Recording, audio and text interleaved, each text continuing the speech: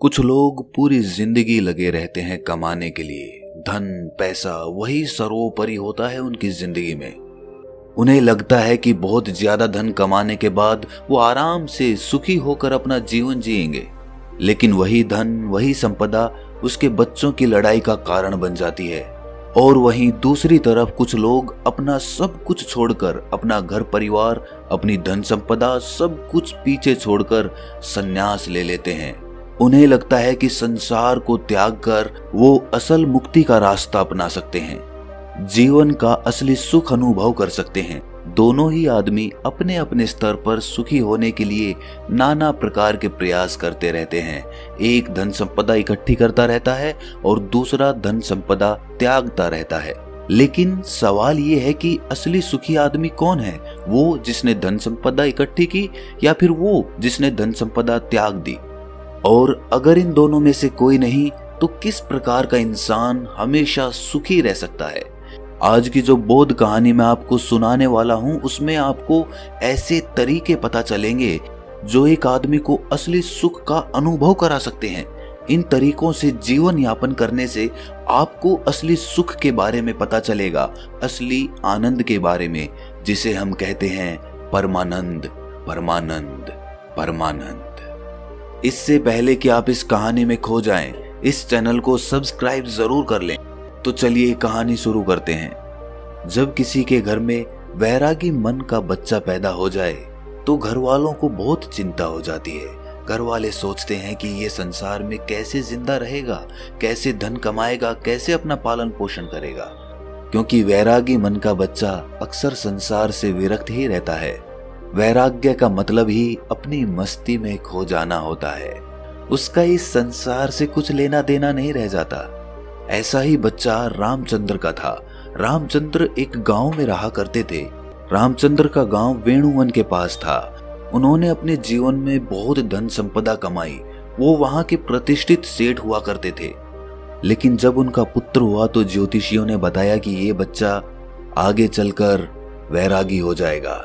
वो ये सब धन संपदा त्याग देगा और ये धन संपदा यूं ही दान में चली जाएगी। ये सुनकर रामचंद्र बहुत चिंतित हो गया। जो धन संपदा उसने इतनी मेहनत से इकट्ठी की थी वो यूं ही दान में चली जाएगी, उसका बेटा वैरागी हो जाएगा। आखिर ये धन संपदा मैंने किसके लिए इकट्ठी की है? इसका भोग कौन करेगा? लेकिन जैसे तैसे रामचंद्र ने ज्योतिषियों से कुछ तरीके पूछ लिए कि वो अपने बच्चे को कैसे वैरागी बनने से रोक सकता है। ज्योतिषियों ने भी उन्हें कुछ तरीके बताए जिसके द्वारा वो श्याम को, यानी उनका बेटा, उसको वैरागी बनने से रोक सके। धीरे धीरे समय बीतता रहा और दुनिया अपने चलन से चलती रही। श्याम धीरे धीरे बड़ा होने लगा और उसके पिताजी यानी कि रामचंद्र फिर से धन संपदा और ज्यादा बनाने में जुट गए। श्याम के पिता ने श्याम के लिए किसी भी चीज की कोई कमी नहीं छोड़ी थी। हर इच्छा उसकी पूरी होती थी। वो उसको सुखी रखना चाहते थे। वो चाहते थे कि मेरे बेटे को दुख का अनुभव ही ना हो, तो फिर वो वैरागी क्यों बनेगा? लेकिन जब श्याम 7 साल का हुआ तो एक दिन उनके द्वार पर एक बौद्ध भिक्षु पहुंच गया। वो वहां पर भिक्षा मांगने के लिए आया था, लेकिन श्याम उसके साथ घंटों बातचीत करता रहा। उसके पिता को जब ये पता चला तो वो श्याम को डांट कर उस बौद्ध भिक्षु से दूर ले गए। वो सोच रहे थे कि इन भिक्षुओं के पास बैठकर कहीं मेरे बेटे का मन वैरागी ना हो जाए। इसीलिए उन्होंने बौद्ध भिक्षु को डांट कर वहां से भगा दिया और अपने बेटे को समझाते हुए कहा कि बेटा, मैंने तुम्हारे लिए किसी चीज की कोई कमी नहीं छोड़ रखी है। तुम इन भिक्षुओं के पास क्यों बैठते हो? क्या मजा आता है तुम्हें इनके पास? मैंने तुम्हारे खेलने के लिए नाना प्रकार के खिलौने ला रखे हैं, इतनी दासियां तुम्हारी सेवा के लिए लगा रखी हैं, लेकिन फिर भी तुम ये सारी भोग की चीजें छोड़कर इन भिक्षुओं के पीछे क्यों भागते हो? ये सुनकर श्याम ने कहा कि पिताजी, मैं इन चीजों से उकता गया हूँ। ये सब चीजें मैंने इतनी ज्यादा भोग ली हैं कि मेरा मन अब इनसे ऊब चुका है। मुझे कुछ और चीजें चाहिए, कुछ और आनंद चाहिए, कुछ अलग प्रकार का सुख चाहिए। अब श्याम तो बच्चा था। उसके पिताजी उसको इस बात का क्या जवाब देते? उनके पास इस बात का कोई जवाब नहीं बना। आखिरकार उन्होंने निश्चय किया कि वो उसके मनोरंजन के लिए और भी नई नई चीजें लेकर आएगा ताकि उसका मन वैराग्य की तरफ भटक ना सके। लेकिन जैसे जैसे श्याम बड़ा हो रहा था वो समझदार भी हो रहा था और अब उसे समझ में आ चुका था कि धन संपदा इकट्ठी करने से कोई सुख प्राप्त नहीं होता है, वो बस सुख की भ्रांति देता है। इसीलिए वो ज्यादातर अपना समय संतों और भिक्षुओं के साथ बिताने लगा। एक दिन जब उसके पिता ने उसे संतों के पास बैठे देखा तो उसका खून खौल गया। उसने सोचा कि मैंने जिंदगी भर जिस बच्चे के लिए कमाया वो भिक्षु बनने जा रहा है। मैंने उसको इतना समझाया, सारी सुख सुविधाएं उसके लिए हाजिर करवाई और फिर भी ये मुझे छोड़कर, मेरी संपत्ति को छोड़कर वैरागी बनना चाहता है। ऐसा वैराग्य में है क्या? उसका मन इस बात से बहुत ज्यादा दुखी हो गया था। इसीलिए उसने गुस्से में अपने बेटे का हाथ पकड़ा और सीधा उसे अपने घर पर ले गया। घर ले जाकर उसने अपने बेटे के चेहरे पर तमाच से एक थप्पड़ मारा। गाल पर थप्पड़ पड़ते ही कोमल स्वभाव श्याम के आंसू टप टप करके नीचे रामचंद्र के पैरों पर गिरने लगे। इसके बाद रामचंद्र को एहसास हुआ कि उसने बेवजह ही, बिना कोई बात ही अपने बेटे को यूं ही थप्पड़ मार दिया। उसने अपने बेटे को समझाते हुए कहा, मैं तुम्हारे आगे हाथ जोड़ता हूं। मैंने ये धन संपदा इसीलिए इकट्ठी नहीं की कि ये दान में चली जाए। मैं चाहता हूं कि तुम इसका सुख भोग करो। तुम मेरी संपत्ति को भोगो। तुम्हारे अलावा मेरा है ही कौन? इस संपत्ति का मालिक कौन बनेगा? और यही असली सुख है। पूरी दुनिया धन के पीछे भाग रही है और तुम्हें ये धन विरासत में मिल रहा है। इसका भोग करो। तुम क्यों वैराग्य की तरफ जा रहे हो? ऐसा क्या है भिक्षुओं में, ऐसा क्या है इन संतों में जो इस खजाने में नहीं है, जो इन दासियों में नहीं है, जो इन नाना प्रकार की भोग की वस्तुओं में नहीं है? ऐसा क्या है संतों में? ये सुनकर श्याम ने अपने पिता से कहा कि पिताजी, मैं आपकी हर एक बात मानूंगा, बस आप एक बार आज शाम को मेरे साथ चलो। आज एक बहुत ही अच्छे संत का एक वक्तव्य होने वाला है। वो सत्संग करने वाले हैं, उपदेश होने वाला है ज्ञान का। आप एक बार वो ज्ञान का उपदेश सुन लीजिए। उसके बाद आप जो भी कहेंगे मैं आपकी हर आज्ञा का पालन करूंगा, पर आज शाम सिर्फ मेरे कहने से आप ये उपदेश सुन लीजिए। ये सुनकर रामचंद्र जोर जोर से हंसने लगा। उसने कहा कि ये कौन सी बड़ी बात है, मैं सुन लेता हूं प्रवचन, बताओ किस संत का सुनना है। लेकिन उसके बाद अपना वादा याद रखना। देखो श्याम, सिर्फ तुम्हारे कहने भर से मैं उस संत का प्रवचन सुनूंगा, अन्यथा मुझे इन संतों के प्रवचन में कोई भी मजा नहीं आता है। ये सुनकर श्याम ने हाँ में सर हिला दिया।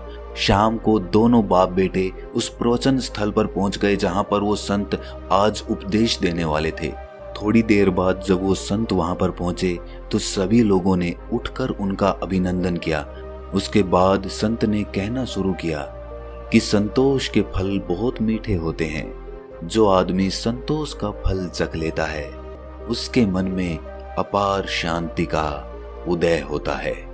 इंसान को जो कुछ मिला है उसी में उसे संतोष करने का अभ्यास करना चाहिए।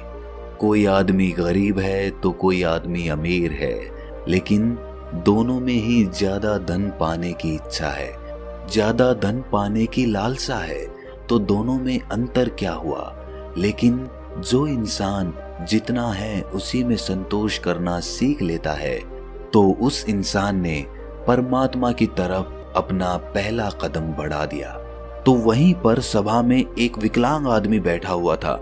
ये सुनकर उसका मन उद्विग्न हो गया। उसने तत्क्षण उस संत से पूछा कि हे महात्मन, आप कहते हैं कि संतोष रखिए, मैं किस प्रकार संतोष रखूं? मुझे भगवान ने क्या दिया? मुझे तो हाथ पैर भी सही सलामत नहीं दिए ताकि मैं अपना पेट भर सकूं। अब आप ही बताइए कि मैं संतोष किस प्रकार रखूं? कैसे मैं अपने मन को समझाऊं? ये सुनकर उस संत ने मुस्कुराते हुए कहा कि बनते, असंतोष रखने से क्या तुम अपने हाथ पैर वापस पा सकते हो? ठीक है, मैं कहता हूं कि तुम संतोष मत रखो, तो उससे क्या फर्क होगा, क्या भेद पड़ेगा? अरे तुम्हारे हाथ पैर तो फिर भी नहीं आएंगे, लेकिन असंतोष की वजह से तुम अपने मन को, अपने चित्त को दुखी जरूर कर लोगे। इसीलिए तुम्हारे पास कोई भी विकल्प नहीं है संतोष के अलावा। तुम्हें चाहे मजबूरीवश या अपने मन के अनुसार ही संतोष पैदा करना होगा। उसी संतोष को पैदा करने के बाद तुम अपने मन की शांति प्राप्त कर सकते हो। याद रखना, जीवन का परम लक्ष्य एकमात्र होता है और वो होता है अपने मन की एकांतता। चाहे हम माया के सागर में पड़कर ये भूल जाएं कि जीवन का परम लक्ष्य क्या होता है, हम ये भूल जाते हैं। हम नए नए लक्ष्य बना लेते हैं। जीवन में ये प्राप्त करना है, वो प्राप्त करना है, जीवन में अमीर बनना है, प्रतिष्ठित बनना है, और यही लक्ष्य हम सर्वोच्च लक्ष्य बना लेते हैं। लेकिन ये सब माया का ही एक सागर है। लेकिन जिस दिन तुम माया के सागर को पार करके दूसरे किनारे पर पहुंचोगे, उस दिन तुम्हें एहसास होगा कि जीवन का परम लक्ष्य एक ही होना चाहिए, और वो है मन की शांति, मन की एकाग्रता, मन की एकांतता।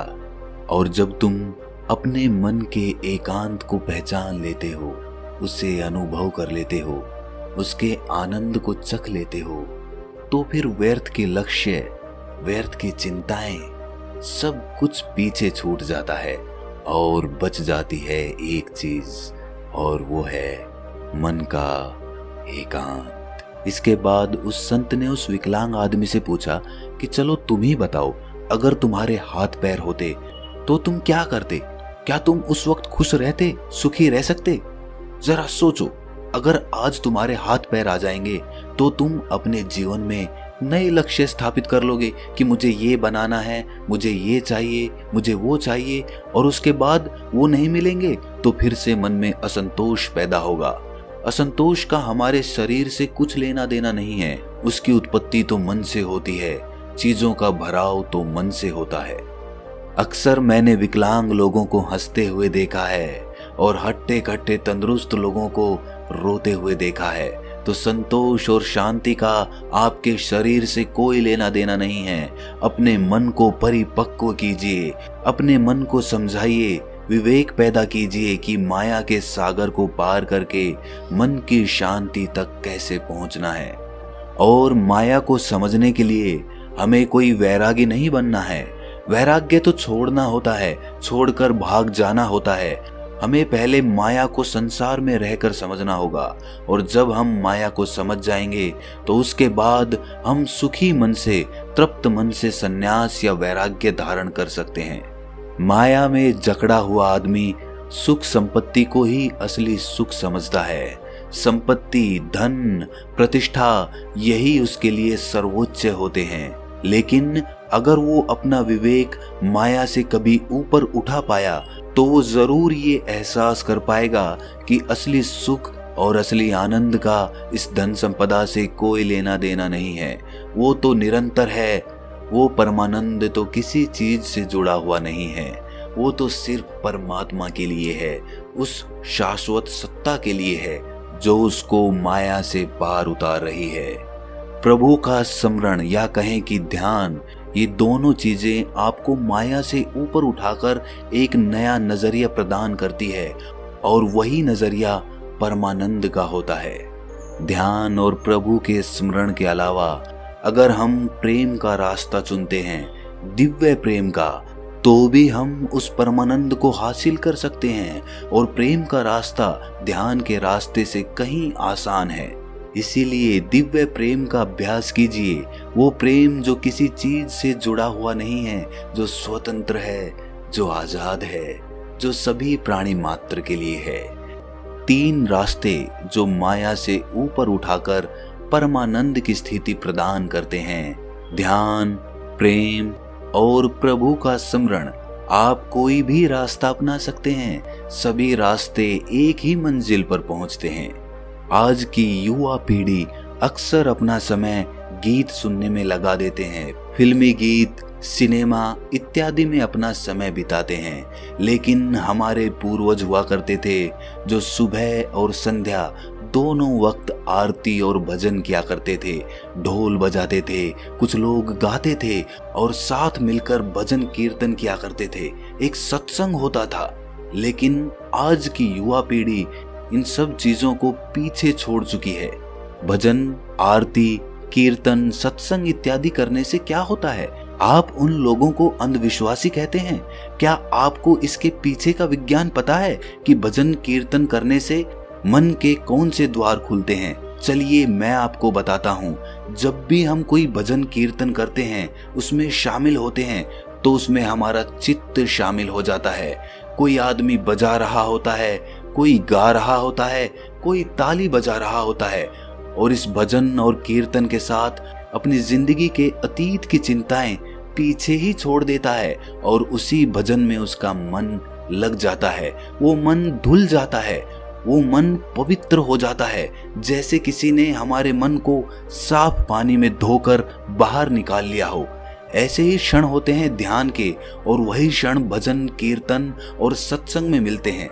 इसीलिए आज के बाद कभी भी ये मत सोचना कि भजन कीर्तन और सत्संग सब व्यर्थ होता है। व्यर्थ कुछ नहीं होता, व्यर्थ होती है हमारी सोच। इसीलिए युवा पीढ़ी से मेरी गुजारिश है कि भजन कीर्तन और सत्संग या ध्यान, प्रेम इत्यादि में अपना समय बिताएं, इनके बारे में समझें, ताकि आप अपने मन के परमानंद के द्वार को खोल सकें, एक अद्भुत आनंद अनुभव कर सकें। उसमें मेरा कोई फायदा नहीं है, ना ही मेरा कोई नुकसान है। मैं तो बस ये चाहता हूँ कि जो स्वाद मैंने लिया, जो स्वाद मैंने चखा, जो मुझे अच्छा लगा, वो दूसरे लोग भी चख सकें, वो भी उसका स्वाद उठा सकें। ये भजन कीर्तन सत्संग वगैरह आप अपने घर पर भी कर सकते हैं, अपने दोस्तों के साथ भी कर सकते हैं। जो समय आप गप्पे लड़ाने में लगाते हैं, वही समय आप कुछ नई कला सीखने में लगा सकते हैं। आप ढोल बजाना सीख सकते हैं, आप कोई भजन याद करके उसको गाना सीख सकते हैं। इससे आपकी कला तो निखरेगी ही, साथ ही आपके मन भी धुल जाएंगे। उनको एक अभूतपूर्व शांति का अनुभव होगा, एक प्रेम का उदय होगा, परमात्मा का द्वार खुलेगा। आखिर में एक बात कहना चाहता हूँ कि अमीर और गरीब दोनों में कोई भेद नहीं है। जब तक आदमी माया के सागर को पार करके परमानंद की अनुभूति नहीं ले लेता, और जिस आदमी ने परमानंद की अनुभूति ले ली, ना तो वो गरीब रहता है और ना ही वो अमीर रहता है। वो सम्राट बन जाता है, क्योंकि उसने वो चीज अनुभव की है जो एक अमीर और गरीब दोनों में से कोई नहीं कर पाया। इसीलिए एक मध्यम वर्गीय आदमी जो कि मेरी ये वीडियो देख रहे हैं, वो भी इस माया के सागर को पार करके परमानंद को हासिल कर सकते हैं। बस उन्हें अपने मन को एक नई धारा देने की जरूरत है, एक नया रास्ता दिखाने की जरूरत है।